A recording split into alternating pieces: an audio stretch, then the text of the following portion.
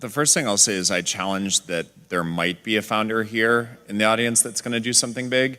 It's like the birthday paradox, right? Like there's absolutely the chance that someone in this room here today will be the CEO, CTO, founder of like one of the world's most changing companies in the next 10 years. We live in a really special place where people get to work on ideas where failure is tolerated. If you travel overseas to other places, there's a reason why Silicon Valley is so different, and it's because failure is tolerated. I realized that I loved doing lots of different stuff. It's not that I loved technology, it was that I loved doing lots of different stuff. So I went to boarding school, and I was the guy hanging an antenna outside of my dorm room window to do a pirate radio station. I was designing flyers for dances, I was DJing, I just loved doing a lot of different things. And when I read required reading in school, our junior year was this book called The New Thing, kind of the Netscape saga, right?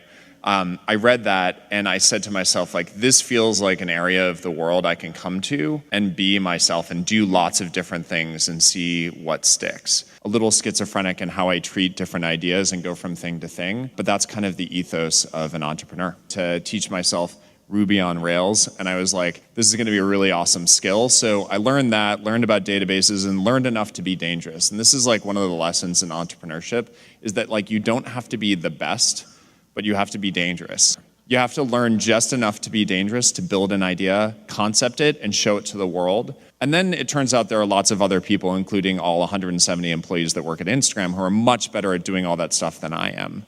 But you need to find people who can, be drawn to the idea that you build, and then they end up taking it and making it even better. I think everyone's experience is different. Everyone in this room has to take the idea that there is a perfect next move and throw it out the window. There's no perfect next move. I had the privilege of going to a Marine base once and talking to Marines about how they plan their next move. There's this phrase called bias towards action. The idea that you can spend all of your time thinking about what the perfect next move is, trying to plan, am I going to work at Google? Am I going to work at Microsoft?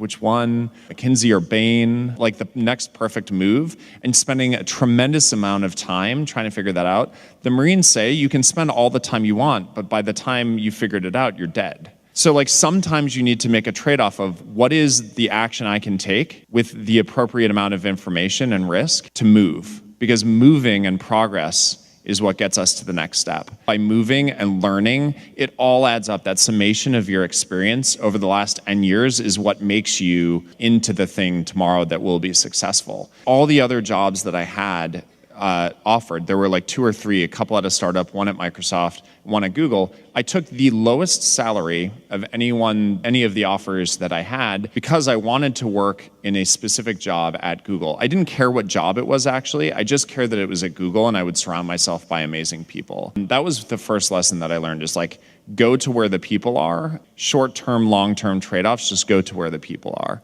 Being at Google and going to Corp Dev was an interesting move because I was I want to be near startups again. I learned a lot about startups in school, but I want to be back in the startup world. And then 2008 happened. And I'm not sure how many people remember 2008 in this room. The economy kind of went to crap. I remember looking at my boss and being okay, so can we buy this company? He's nope.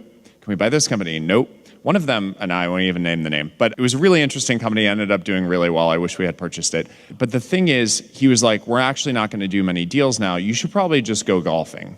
And for a 20-something-year-old thinking to themselves, I want to make a difference in the world, and your boss is telling you to go golfing, maybe I should just leave. So I did, and there's a chapter in between Google and Bourbon that not many people know about, but I ended up joining a startup of some ex-Google folks called Nextstop. Hugely transformational for me because it's where I cut my teeth learning to program, learning to build a site, and everything I learned in that year at Nextstop before starting Bourbon was actually it made me ready to go do Bourbon. So again, every move you think needs to be perfect. It turns out just surround yourself by great people where you can learn the most and great things will happen. But I didn't go golfing, and that's rule number 2. I never know I would be able to survive for 20 years. So I call myself like a blind man riding on the back of a blind tiger. And for 20 years, survived to today, still surviving. But we want to make this company last 102 years. So we finished only 16 years. There are 86 years to go. You started in 1999. Yeah, because in China, everybody wants to make company for the last 100 years. This become a slogan. Nobody take it seriously. So if you want to give, the KPI to your people, it should be very specific. And then people know it's serious. 102 years that we were born in 1999, Alibaba. So last century we had 1 year, and this century we want to have 100 years. Next century 1 year, 102 cross-rich centuries. So very specific. So in our company we never talk you're successful or not, because we think there are 86 years. Next 86 years, there are many chances that fail. So that's why we say, don't talk about you're successful. 86 years later, we talk about it. And this is something we know how to make this thing happen. So I think, generally, I'm a positive. But next to 2 or 3 years, maybe I have problems. People say, well, anti-corruption, this. But think about it. Anti-corruption and rule by law is laying a great foundation for the market economy. You don't want to go do business by bribery. You don't want to have an unfair environment. The market economy is about rule by law. The market economy is about clear, transparent, and fair. And I think this year, that year, bad. But this is why we need entrepreneurship. This is why we need that the business to drive the economy. So I'm a positive. And when people worry, I'm happy. When people are too happy, I start to worry. Because, and don't worry about the things the president is worried about. Worry about the things that nobody worry about. And this is the opportunity. So I'm positive because I'm positive, but I'm not stupid. I know that we have problems, but we have to solve the problems little by little. And that's it. Play one game a little bit with me for just a minute. I'd like for the moment to have you pretend I've made you a great offer, and I've told you that you could pick any one of your classmates, and you now know each other probably pretty well after being here for a while. You'd have 24 hours to think it over, and you can pick any one of your classmates, and you get 10% of their earnings for the rest of their lives. I ask you what goes through your mind in determining which one of those you would pick. You can't pick the one with the richest father. That doesn't count. I mean, you've got to do this on merit. But you probably wouldn't pick the person that gets the highest grades in the class. I mean, there's nothing wrong with getting the highest grades in the class, but that isn't going to be the quality that sets apart a big winner from the rest of the pack. Think about who you would pick and why. And I think you'll find when you get through, you'll pick some individual. You've all got the ability. You wouldn't be here otherwise. And you've all got the energy. I mean, you've got, the initiative is here. The intelligence is here. But some of you are going to be bigger winners than others. And it gets down to a bunch of qualities that, interestingly enough, are self-made. I mean, it's not how tall you are. It's not whether you can kick a football 60 yards. It's not whether you can run the 100-yard dash in 10 seconds, whether you're the best-looking person in the room.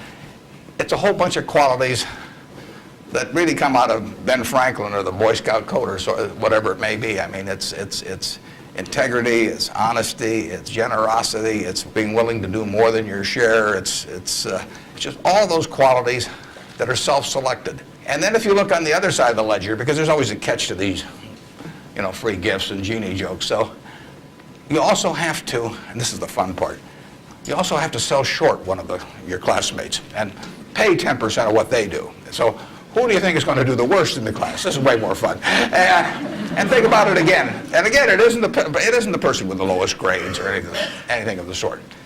It's the person who just doesn't shape up in the character department. I mean, we look for three things when we hire people. We look for intelligence, we look for initiative or energy, and we look for integrity.